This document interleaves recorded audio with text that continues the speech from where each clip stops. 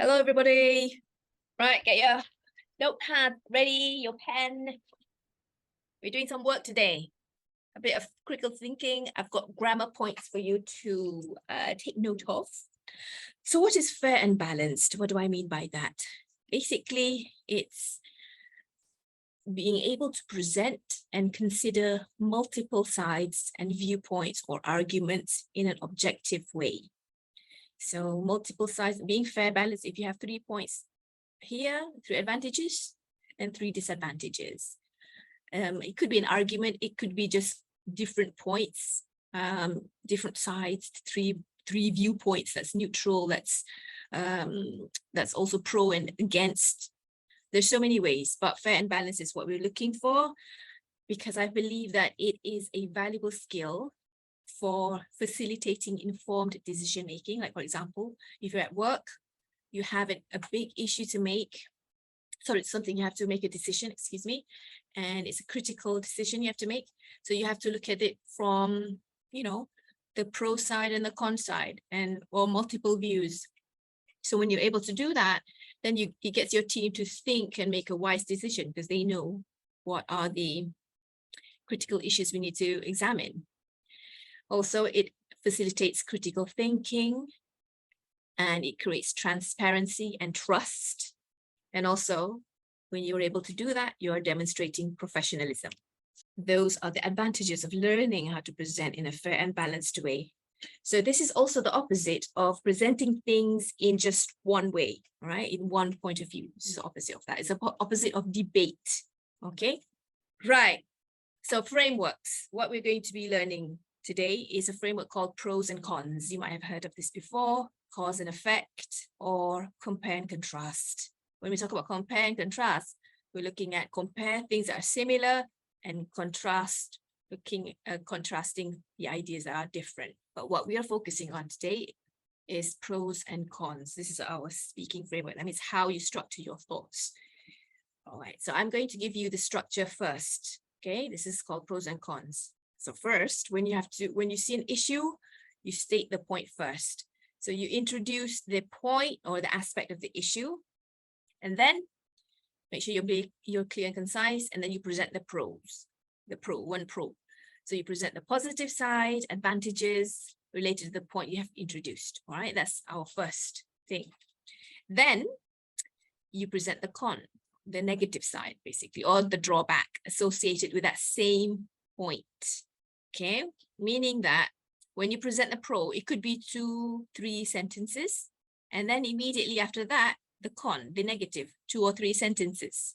That's one point. And then you move on to the next point, pro, then con, and you repeat that. If you have 3 points, 3 pros and cons, okay? At the end, you can provide a balanced conclusion where you summarize the key takeaways, or you emphasize the need for thoughtful consideration.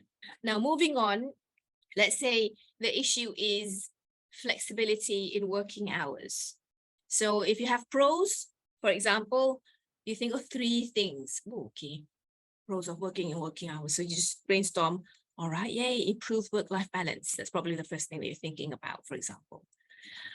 Increased job satisfaction. People are happier when they have this flexibility. Okay, and they don't have to stress out from traveling, right? You reduce commute stress. Now let's talk about the cons. Maybe potential for overworking. Maybe some people will work too much now. They're not able to balance. Maybe there's going to be a loss of face-to-face interaction, because some people are working from home, some people are working nighttime, some people are working elsewhere. Coordination challenges. Maybe it's difficult to coordinate, like who's doing what and how to set up meetings. It's going to be quite difficult.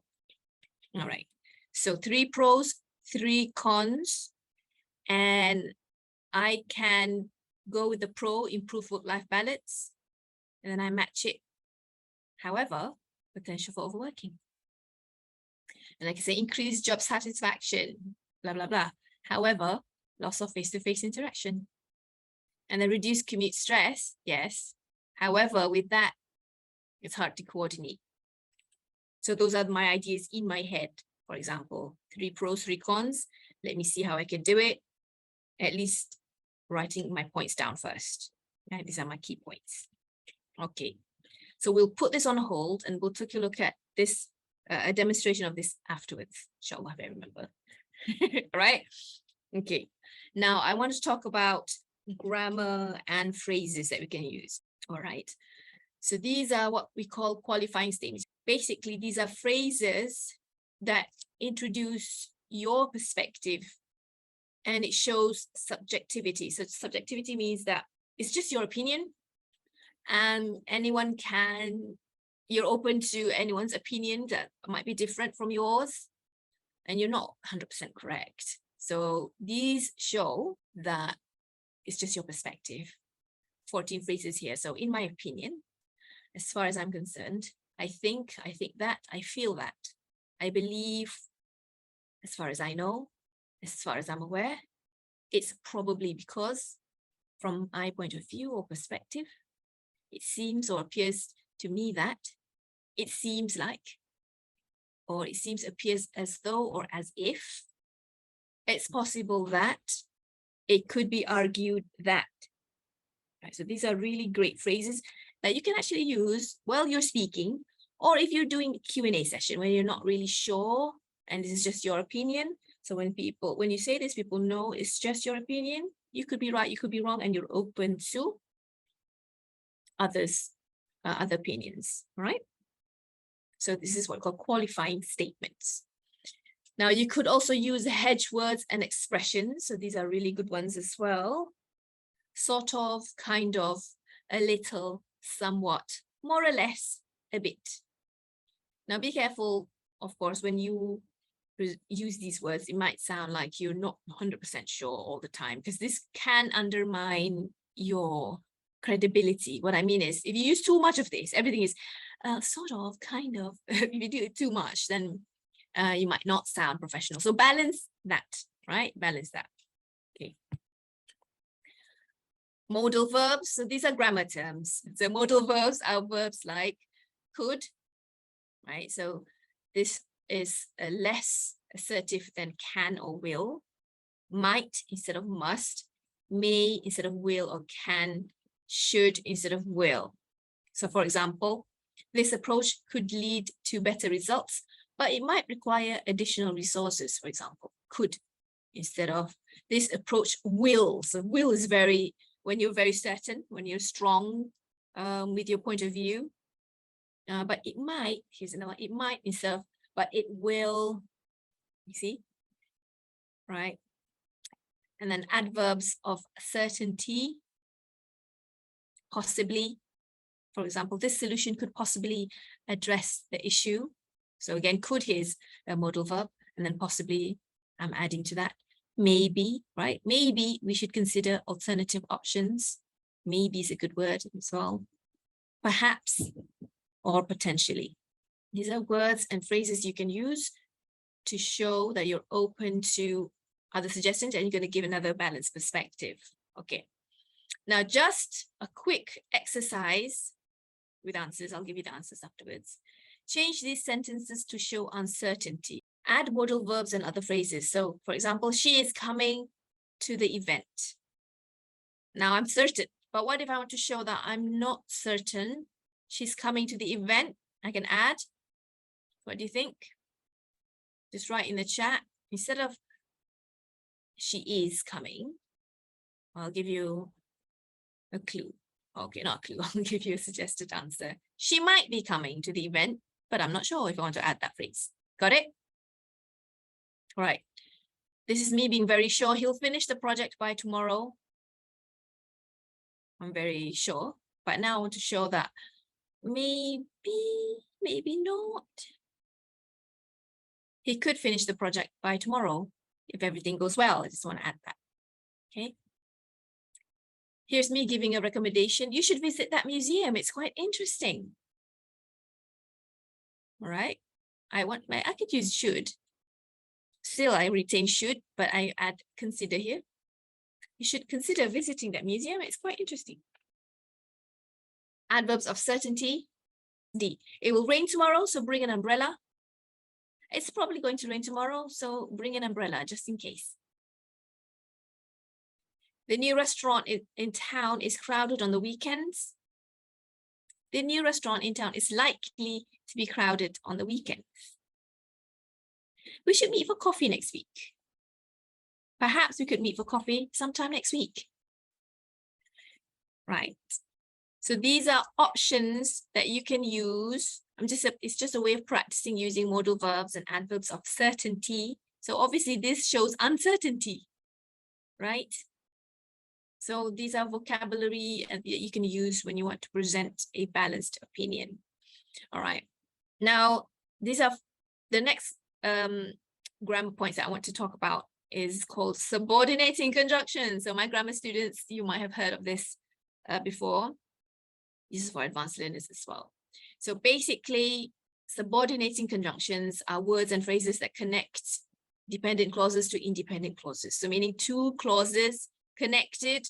One is like a complete idea. One is not a complete idea. I want to connect them. And normally we can show a cause and effect relationship. Okay. Since, let's take a look at since. So since can be used to provide a reason or cause for an argument or position. So I'm giving you a normal everyday sort of sentence first. Since I've started exercising regularly, comma, my energy levels have increased. So cause and effect.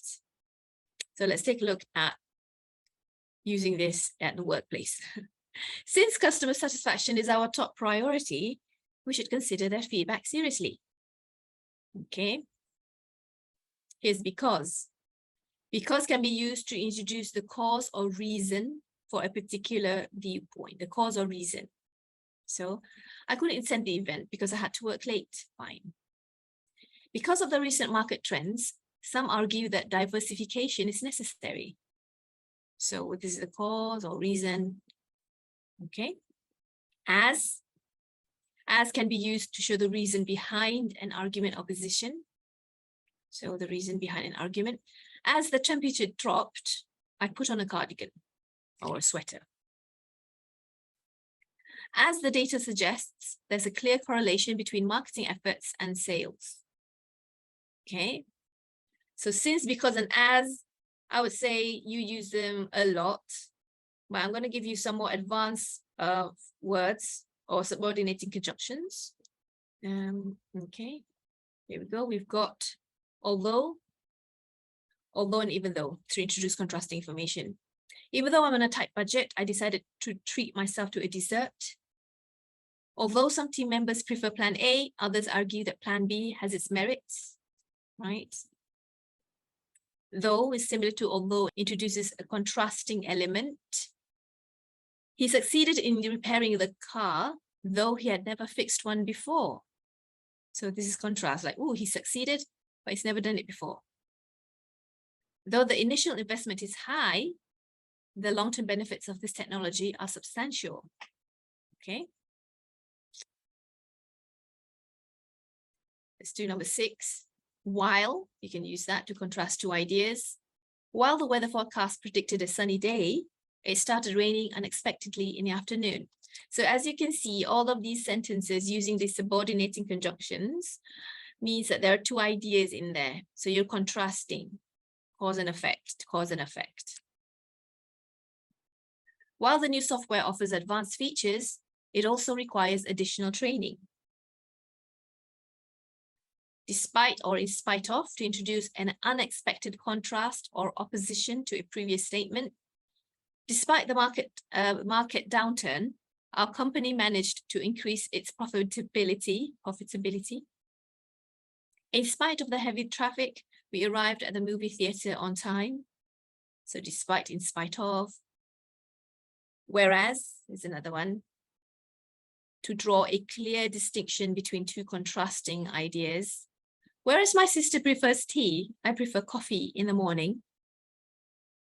Some team members prefer a traditional approach, whereas others advocate for a more innovative strategy.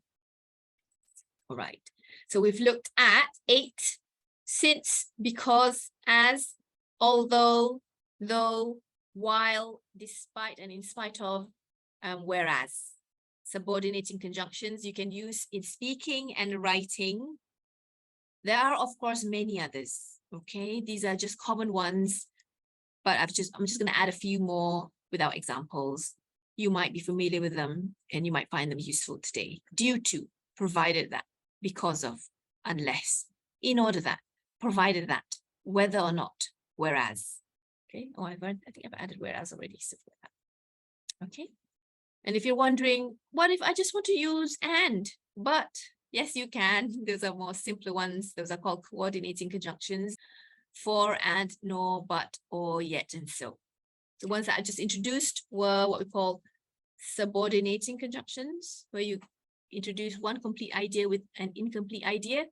Coordinating conjunctions, where one complete idea is balanced with another complete idea. For example, I like ice cream and I love pizza. That's and. Okay, my last tip for you to use in terms of language is you can also use these what we call reporting verbs when you're referring to evidence. Now, if you're doing a lot of research, then it's a good idea for you to present that research using phrases like these. So for example, suggest. The evidence suggests that regular exercise can improve your mood. To indicate. Studies indicate that fasting can help you stay healthy. To claim. He claimed that drinking water before meals can make you feel less hungry. Suggest, indicate, and claim can be used when you're referring to an evidence from an expert, something that you've read, etc. So some more phrases that you can use. These are more neutral or objective or factual. Data shows, whatever. Data shows that people who get enough sleep tend to be more alert during the day. According to a study by scientists, walking for 30 minutes a day can be good for your heart, for example, or doctors, right? So use some of these words and phrases, but I also want to give you a more powerful way, because we're talking about presenting it in a balanced way. But if you need to debate an idea, which is not what today's session is about, but I want to give you this alternative as well. This is more authoritative, okay? When you use demonstrate, establish, assert, reveal, conclude. These are more authoritative, more assertive, stronger. So for example, instead of saying the evidence suggests, the evidence reveals. You see, that's stronger. It's like 100% it reveals, but suggests, it's just, this is my idea. I think it only suggests. Do you see the difference there? Okay. Let's see. This one, according to a study by scientists, walking for 30 minutes a day can be good for your heart here, concluding that it has a positive impact. If I want to use conclude. Okay, so what we have learned today, just now, are words and phrases you can use to present your ideas in a fair and balanced way. You have learned how to use the pros and cons speaking framework. Intro, pros and cons, conclude. You've learned how to use qualifying statements like I feel, I believe that, this is my opinion. Hedge words and expressions like sort of, kind of, a little, somewhat. Modal verbs could, might, may. Adverbs of certainty. So you're showing that you're not that sure. You could say, it might be, perhaps, possibly, potentially. All right. And then subordinating conjunctions, since, as, because, although, though, despite, while, whereas. And coordinating conjunctions, for, and, nor, but, or, yet, and so.